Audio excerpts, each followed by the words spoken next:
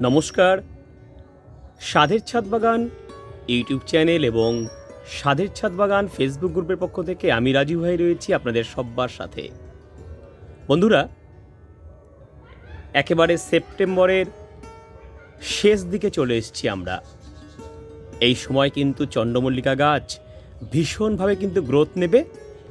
প্রত্যেকটা গাছে কিন্তু প্রচুর পাতা আসবে এবং ক্রমশ নানা ব্রাঞ্চে আপনার ছাদ বাগানের চন্দ্রমল্লিকাগুলো কিন্তু একেবারে পরিপূর্ণ হয়ে উঠবে, ঠিক যেমন আমার ছাদ বাগানের গাছগুলোতে হয়েছে। কিন্তু আমি কষ্ট পাচ্ছি, আমার অনেক ছাদ বাগানি সাবস্ক্রাইবার বন্ধুরা প্রশ্ন করেছেন ভারতবর্ষের নানা জায়গা থেকে যে রাজু ভাই, আপনার গাছের মতন গ্রোথ কিছুতেই আমাদের গাছে আসছে না। কেউ কেউ অত্যন্ত দুঃখের সাথে জানাচ্ছেন যে তাদের গাছের বৃদ্ধি একেবারে থেমে গেছে। কেউ কেউ বলছেন একেবারে গাছের পাতা হলুদ হয়ে গাছের পাতা নেতিয়ে যাচ্ছে, গাছ মরে যাচ্ছে, কি করব এরকম অবস্থায়। হ্যাঁ বন্ধুরা, আপনাদের প্রত্যেকের অনুরোধকে মান্যতা দিয়ে আমার আজকের এই ছোট্ট নিবেদনটি। আজকের ভিডিওতে আমরা শিখব চন্দ্রমল্লিকা গাছের গ্রোথ না হলে ঠিক কিভাবে তার গ্রোথ আনবো, কিভাবে বুঝবো আমার গাছ ঠিকঠাক আছে কিনা, তার ড্রেনেজ সিস্টেম ঠিক আছে কিনা, তার মাটি ঠিক আছে কিনা, আর কিভাবে যদি কোনো খারাপ ড্রেনেজ সিস্টেম থাকে সেটাকে ভালো করব আমরা এবং তার মাটিটাকে ঠিক করে আমরা গাছগুলোকে আবার যাতে খুব ভালোভাবে গ্রোথ নেয় ঠিক সেই পর্যায়ে আমরা নিয়ে আসব। এই সব কিছু নিয়ে রয়েছে আমার আজকের এই বিশেষ নিবেদনটি। তাই দেখতে থাকুন স্বাদের ছাদ বাগান ইউটিউব চ্যানেলের আজকের চন্দ্রমল্লিকা গাছের বৃদ্ধির উপর এবং বৃদ্ধি থমকে গেলে কি করবেন তার উপর এই অমূল্য নিবেদনটি।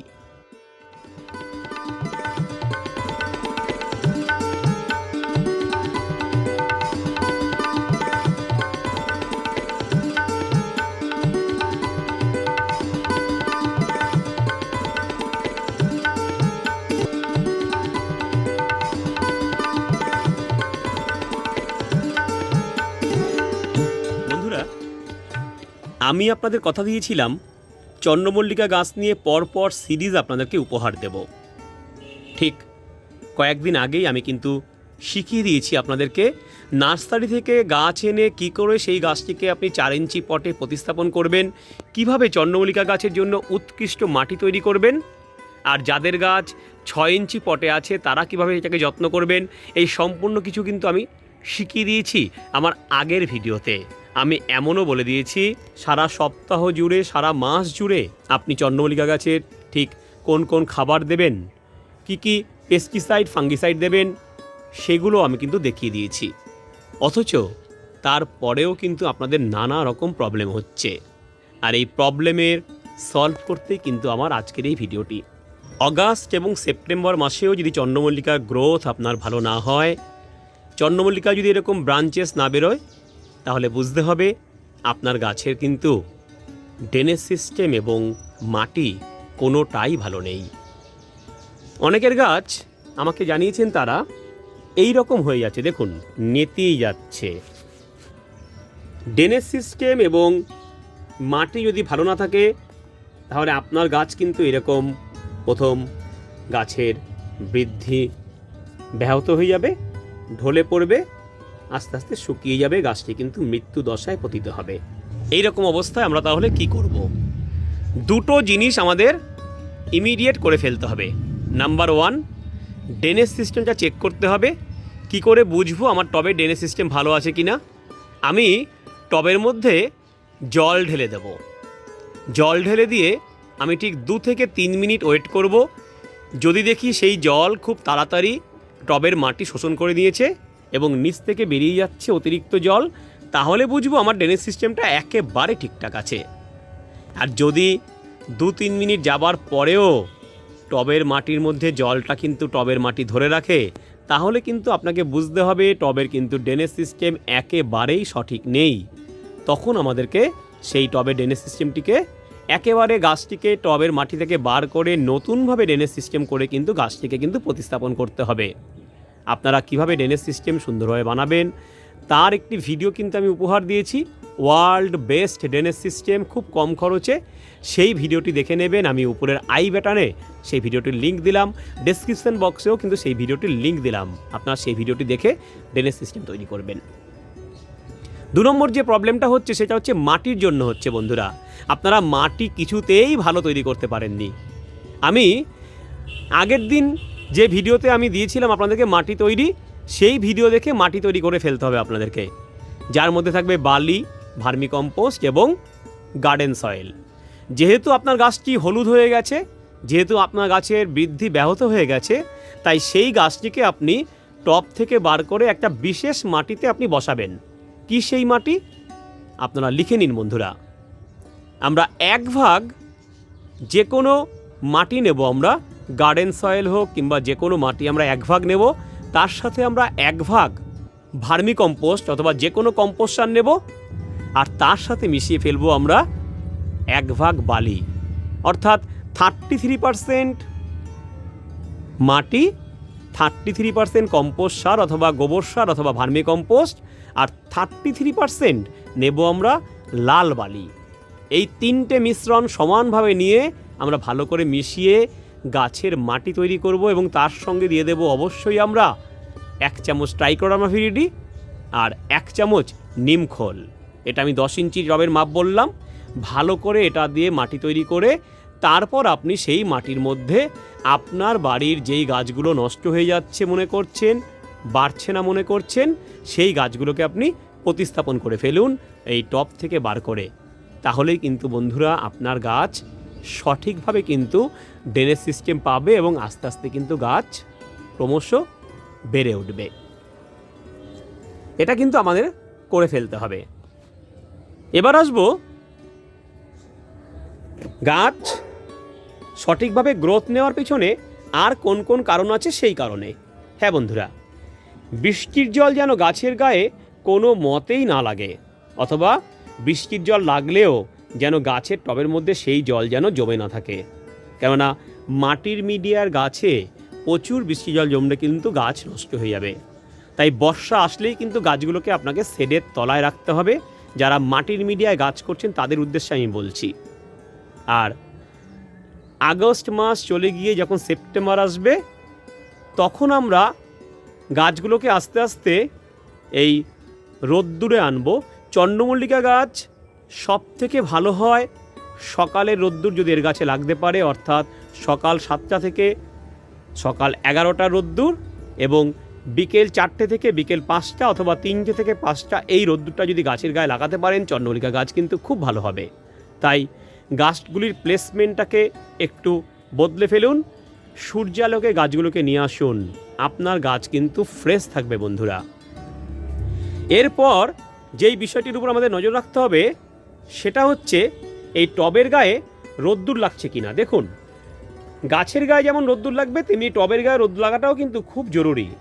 আমরা যেটা করব, এই টবটিকে একটু উঁচু জায়গার মধ্যে রাখবো। দেখুন আমি এরকমভাবে রেখেছি, এটা উঁচু একটা কোনো কিছু অবলম্বনের উপর রাখলে এই ডাইরেক্ট সানলাইটগুলো কিন্তু টবের মধ্যে এসে লাগবে।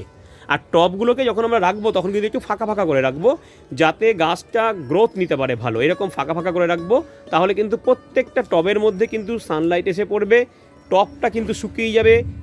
টব শুকালে কিন্তু গাছের ভেতরে মাটিও কিন্তু শুকিয়ে যাবে। ভুলেও কিন্তু আপনারা চন্দ্রমল্লিকা গাছ প্লাস্টিকের টবে করবেন না, মাটির টবে করুন। মাটির টবের ছোট ছোট যে রন্ধ্রগুলো থাকবে তার থেকে জল বেরিয়ে এসে আপনার গাছটিকে কিন্তু ভালো রাখবে বন্ধুরা, মাটিটাকেও শুষ্ক রাখবে, ঝুরঝুরে রাখবে। 3 নম্বর যেই কারণটি আমাদের গাছের বৃদ্ধিকে রুখে দেয় সেটা হচ্ছে সঠিক মাত্রায় সার প্রয়োগ না করা। আমি আগের ভিডিওতে কিন্তু আপনাদেরকে বারবার বলে দিয়েছি কিভাবে আপনারা সার প্রয়োগ করবেন। আমি একটা মিশ্র তরল সার বানানো শিখিয়েছি বন্ধুরা। আপনারা সেই তরল সারটা তৈরি করে আপনি কিন্তু গাছে প্রয়োগ করুন।